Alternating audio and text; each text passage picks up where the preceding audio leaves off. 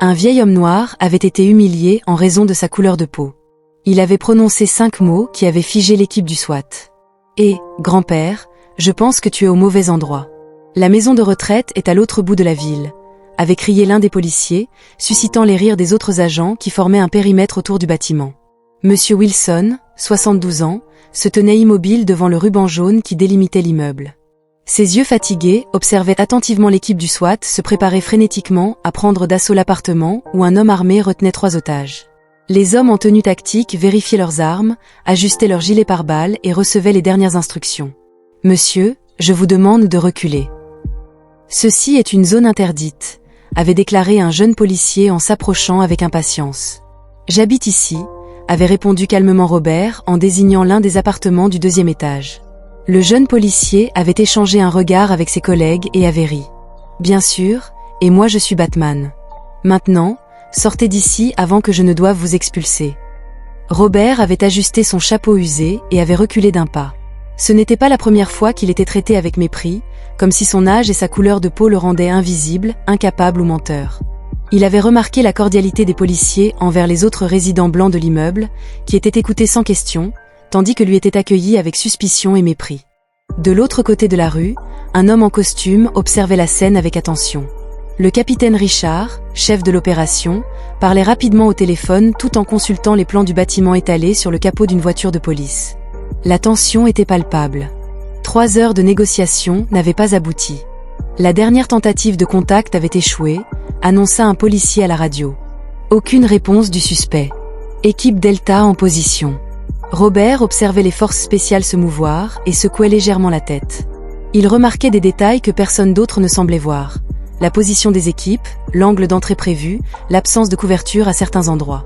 Son œil aguerri avait capté des éléments passés inaperçus aux jeunes officiers. « Ça va mal tourner », murmura-t-il.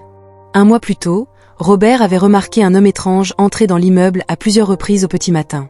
Il avait tenté d'alerter la sécurité, mais on l'avait congédié d'un revers de main. « Je vérifierai plus tard », avait-il pensé. Cela ne s'était jamais produit.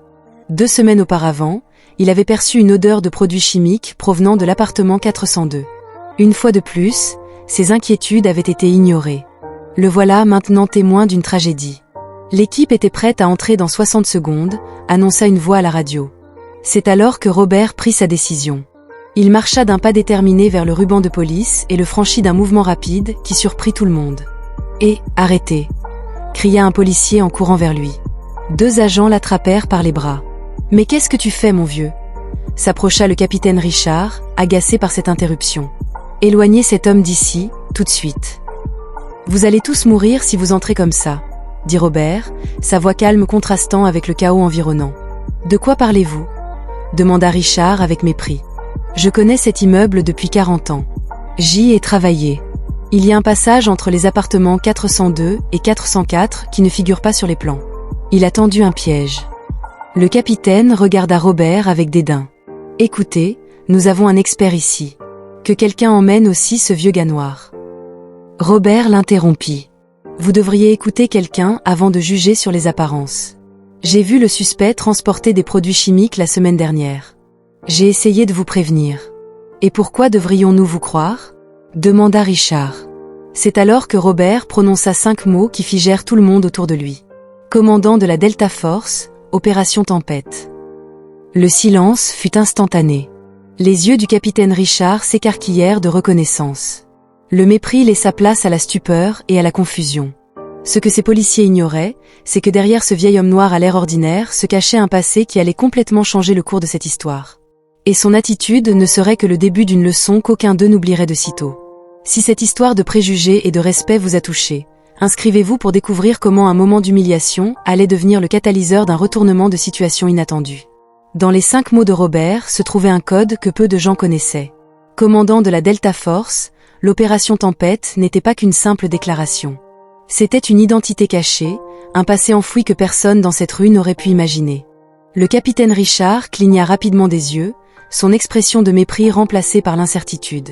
« Tu bluffes » dit-il, mais sa voix tremblait. « Secteur 7, code d'accès 4-9-7, Alpha Charlie » répondit calmement Robert. « Vérifie ça. » Le capitaine fit quelques pas en arrière et parla rapidement dans sa radio.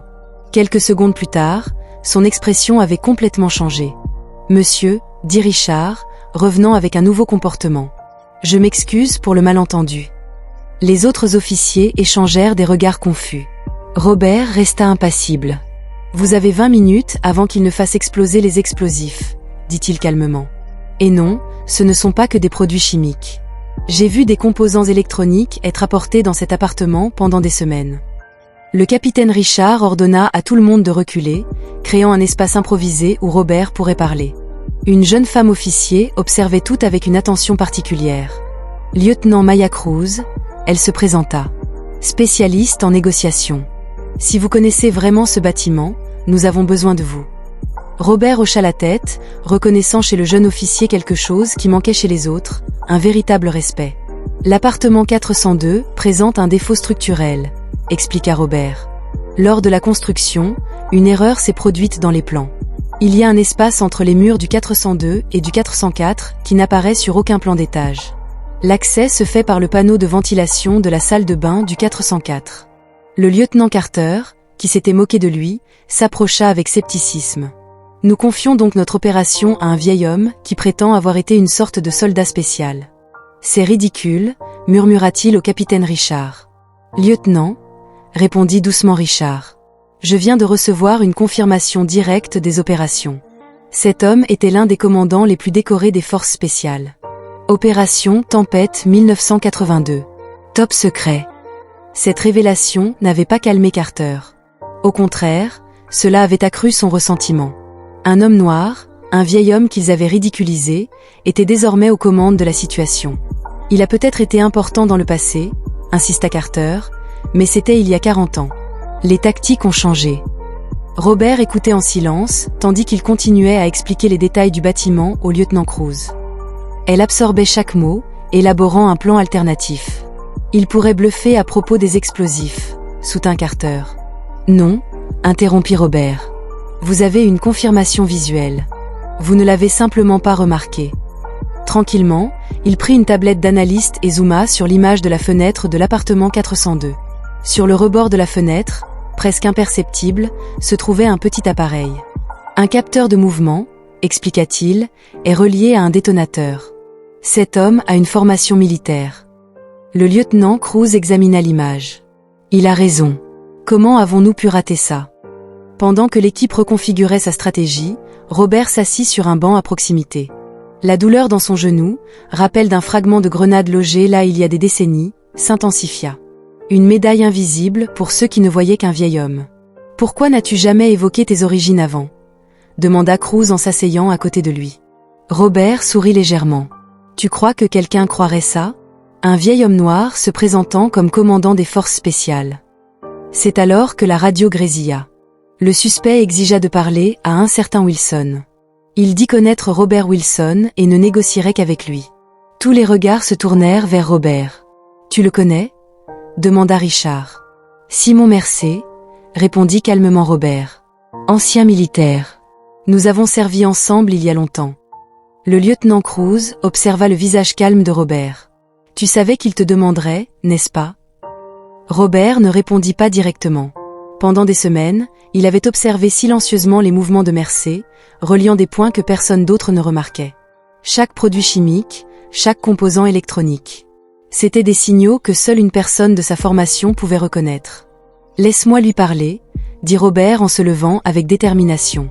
Ce que personne n'aurait pu imaginer, c'est que pendant que la police perdait son temps à débattre de la crédibilité d'un vieil homme noir, Robert Wilson avait déjà plusieurs longueurs d'avance. Car alors qu'il le jugeait sur son apparence, il s'appuyait discrètement sur des décennies d'expérience et d'opérations qui n'entreraient jamais dans les livres d'histoire.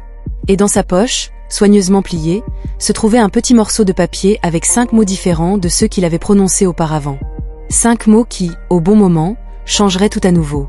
Robert ajusta son gilet pare-balles et testa son communicateur. Le protocole de négociation des otages l'obligeait à rester derrière la barricade de police, mais il savait que cela ne fonctionnerait pas avec Mercé. « Je ne reste pas ici », dit-il en retirant le communicateur de son oreille. « J'y vais. »« Absolument pas », protesta le capitaine Richard. « C'est contre tous les protocoles. » Vos protocoles ne fonctionnent pas avec Simon Mercé, répondit calmement Robert. Il a été formé pour résister à ces techniques. Je l'ai entraîné. Un silence absolu s'abattit sur l'équipe. Le lieutenant Cruz regarda Robert avec une nouvelle compréhension. Tu étais son instructeur, conclut-elle. Robert hocha légèrement la tête. Opération Black Hawk, 1987. J'ai formé une unité spéciale d'infiltration et d'extraction. Mercé était mon meilleur élève jusqu'à Beyrouth. Cruz consulta rapidement sa tablette. Il n'existe aucune trace d'une quelconque opération à Beyrouth durant cette période. Exactement, répondit Robert, le regard lointain pendant un instant. Certaines opérations n'ont jamais existé officiellement. Carter rit nerveusement. C'est ridicule. Nous n'allons pas laisser entrer cet homme sur la base d'histoires d'opérations secrètes que nous ne pouvons pas vérifier. Nous avons déjà vérifié son identité, interrompit Richard. S'il dit qu'il connaît Mercé, je le crois. Robert vérifia son arme. Ce n'était pas une arme standard, mais le capitaine Richard en avait spécialement fait la demande à l'armurerie après que son identité ait été confirmée. J'ai 15 minutes, déclara Robert. Si je ne suis pas sorti de là avec les otages d'ici là, tu feras ce que tu as à faire. Alors qu'il s'approchait du bâtiment, Robert resta complètement calme. Sous le regard incrédule des policiers, il se dirigea simplement vers l'entrée principale. Il se suicide, murmura Carter en regardant à travers ses jumelles. Non, répondit Cruz. Il fait quelque chose qu'aucun de nous ne pourrait faire. Il parle le même langage que le ravisseur. Dans le hall de l'immeuble, Robert avançait d'un pas assuré. Il ne s'était pas caché ni accroupi. Il marchait simplement comme s'il allait chercher le courrier. Simon, appela-t-il d'une voix ferme alors qu'il atteignait le 4e étage. C'était moi, Wilson. Derrière la porte fermée de l'appartement 402, une voix rauque avait répondu « Commandant, est-ce bien vous, en chair et en os ? Ouvrez la porte. Comment savoir si ce n'est pas un piège ?» Robert avait esquissé un léger sourire. Aigle 7 novembre Alpha. Un silence, puis le bruit de plusieurs serrures qui se déverrouillaient. La porte s'était ouverte légèrement, révélant un homme mince aux cheveux gris et aux yeux fiévreux. Simon Mercé, ancien soldat des forces spéciales, aujourd'hui un homme au bord de l'effondrement. « Commandant » avait murmuré Simon en saluant instinctivement. « On m'avait dit que vous étiez mort. »« Presque. Entre. » À l'intérieur de l'appartement, 3 otages étaient assis sur le sol, ligotés mais indemnes. Robert avait évalué la situation d'un seul coup d'œil, 2 charges explosives sur les fenêtres, une sur la porte arrière, et des détecteurs de mouvement sur toutes les entrées. « Pourquoi, Simon ? Ils nous ont abandonnés, commandant. Après Beyrouth, ils ont effacé nos archives. On nous a refusé un traitement. J'ai simulé ma mort, mais les voix ne se sont pas arrêtées. » Robert avait hoché la tête, comprenant. Trouble de stress post-traumatique non traité. Un soldat abandonné par le système qu'il avait contribué à protéger. « Je t'avais vu il y a des semaines, » avait dit Robert. J'avais reconnu les signes. Simon avait ri amèrement. Et je vous avais reconnu, vous, le légendaire commandant Wilson, réduit à l'état de vieux garde que personne ne respectait. C'était ainsi qu'il nous traitait quand nous n'étions plus utiles. Dehors, l'équipe du SWAT prenait position. Carter avait convaincu Richard que la négociation avait échoué. Il ne reviendra pas, avait insisté Carter. Il est probablement déjà mort. Nous devons y aller maintenant.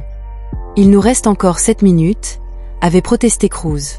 Nous ne pouvons plus risquer des vies à cause d'un vieil homme têtu, avait rétorqué Carter en prenant le commandement de l'opération tactique. À l'intérieur de l'appartement, Robert était assis calmement en face de Simon. Il se préparait à prendre d'assaut l'endroit, avait-il dit tranquillement. Alors nous mourrions tous, avait répondu Simon en lui montrant le détonateur dans sa main. J'ai des capteurs sur toutes les entrées. S'ils essaient, cet endroit sera réduit en poussière. Robert avait hoché la tête. Je sais, mais tu as oublié quelque chose d'important que je t'avais appris. Quoi ? Vérifie toujours les passages cachés. Les yeux de Simon s'étaient écarquillés de compréhension. Trop tard. Il avait réalisé son erreur. Robert se déplaçait avec une rapidité surprenante. Il n'y avait aucun signe de vieillissement ou de douleur dans ses mouvements, seulement une précision mortelle. En 3 secondes, Simon avait été désarmé, le détonateur en sécurité dans la main de Robert. À l'extérieur du bâtiment, l'équipe du SWAT, dirigée par Carter, avançait par l'entrée principale. Leur radio crépitait, annonçant une alerte urgente. Avorté. Annulez l'entrée. Je répète, annulez l'entrée. C'était la voix du lieutenant Cruz. Continue, avait ordonné Carter. Nous ne reculons pas maintenant. L'équipe hésitait, tiraillée entre des ordres contradictoires. Puis ils avaient entendu 5 mots à la radio prononcés par la voix calme de Robert Wilson, agneau noir, avorté immédiatement. Explosif. L'équipe du SWAT s'était figée instantanément. Ce n'étaient pas des mots ordinaires. C'était un code d'urgence de haut niveau connu uniquement des opérateurs d'élite. Carter avait l'air confus face à ces hommes paralysés. « Que faisiez-vous »« Avancez. »« Monsieur » avait répondu l'un des hommes en retirant son casque. Ce code n'est utilisé que dans les situations de menaces nucléaires ou chimiques confirmées. C'est le protocole Delta. À ce moment-là, la porte principale du bâtiment s'était ouverte. Robert Wilson était sorti calmement, guidant 3 otages désorientés mais indemnes. Derrière lui, menotté et la tête baissée, Simon Mercer marchait en silence.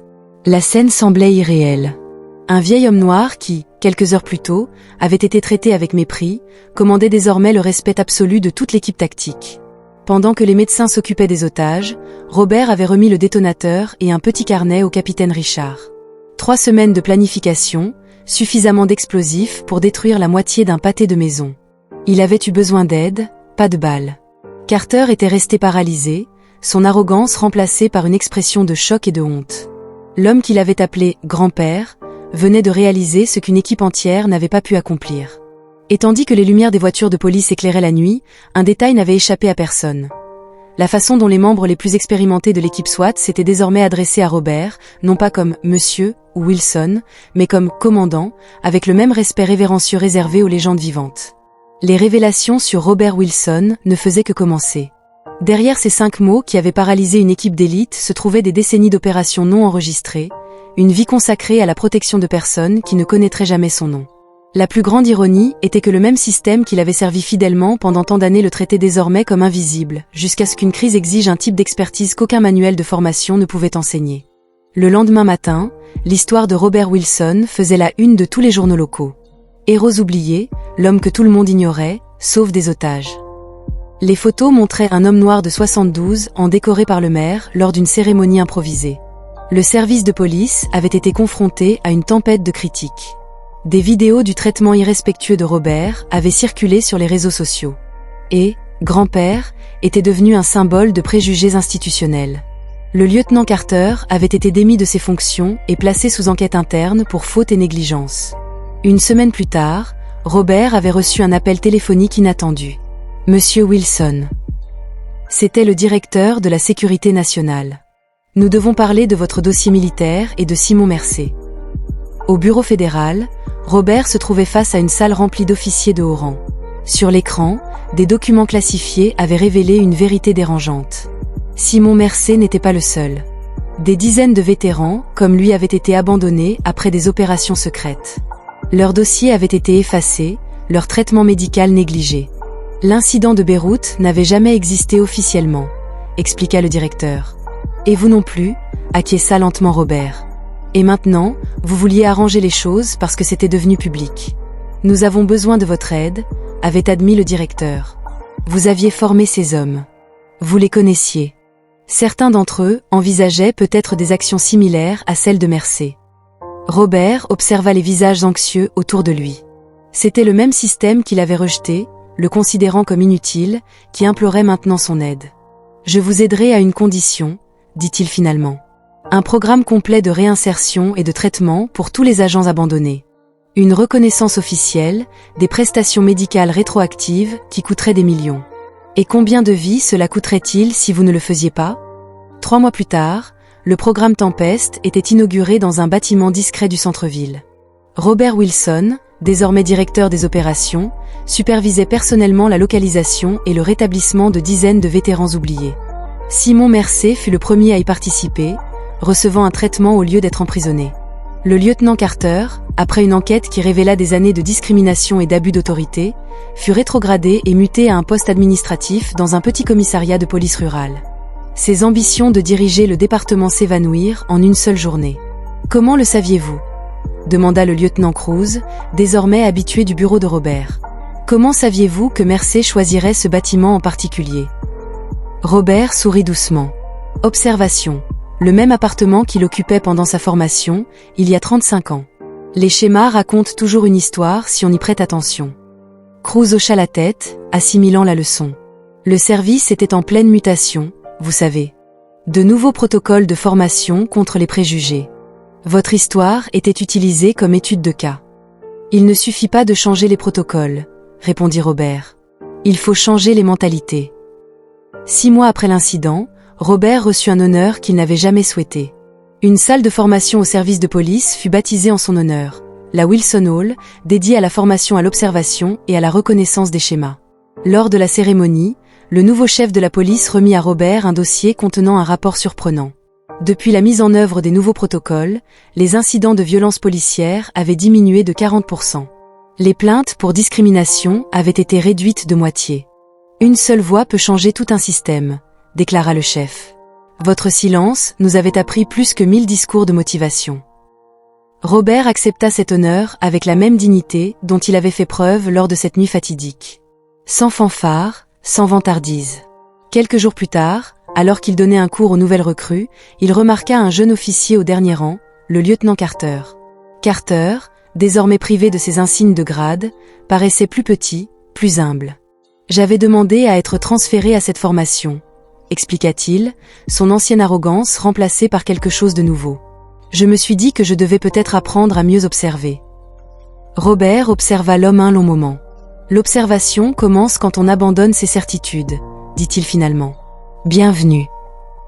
Cet après-midi-là, en rentrant chez lui, Robert réfléchit à la façon dont une crise peut révéler la véritable nature d'une personne. Certains, comme Carter, avaient besoin de tomber pour apprendre. D'autres, comme Cruz,